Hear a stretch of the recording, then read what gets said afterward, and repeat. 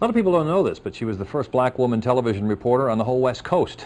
Belva Davis has been a trusted and familiar face to news viewers for 33 years. 33 years, yes she has. And now, though she will not let us use the word retire, Belva is cutting back on her television duties. Tonight, a look back at her historic career. Every day, thousands of people who live on the outskirts of Nairobi walk into the central city. She has reported from the bombed-out U.S. Embassy in Nairobi and the communist shores of Cuba. She has interviewed 5 American presidents and talked with Martin Luther King and Malcolm X. There's no doubt. It's the kind of success that seemed unlikely for the little girl from Monroe, Louisiana, who moved to Oakland during World War II. Her father, a carpenter, her mother, a cleaning lady for railroad cars. She couldn't afford college, but she wanted to be a journalist, to tell stories about communities that were on the radar screen, about issues that had not been considered really important to the news business up to that time.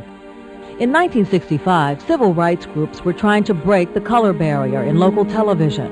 As a newspaper and radio reporter, Belva Davis was chosen to lead the charge.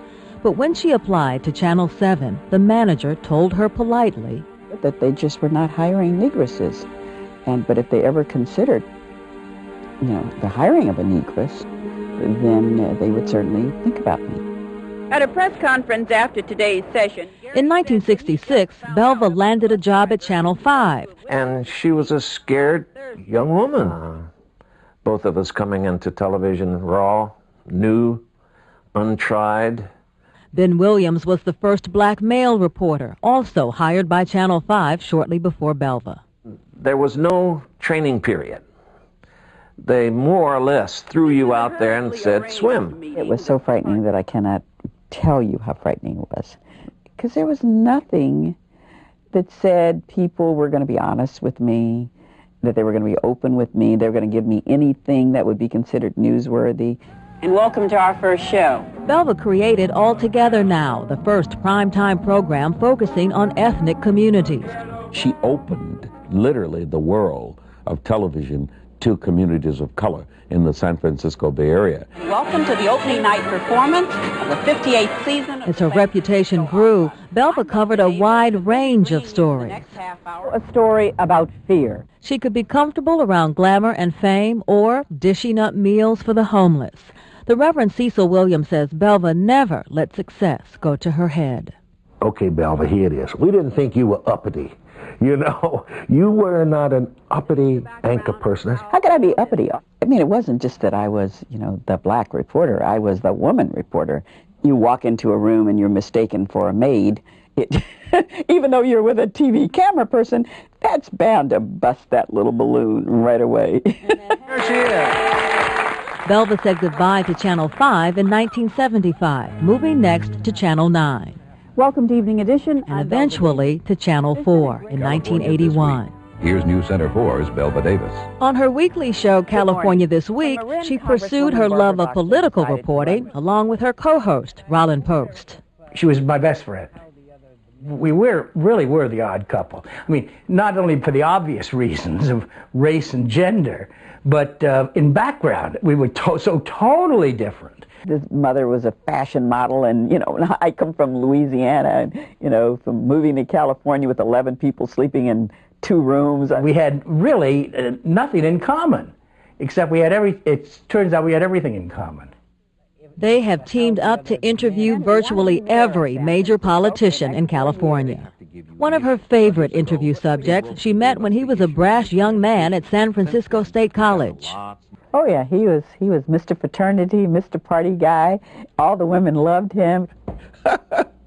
That's something she's never said to me.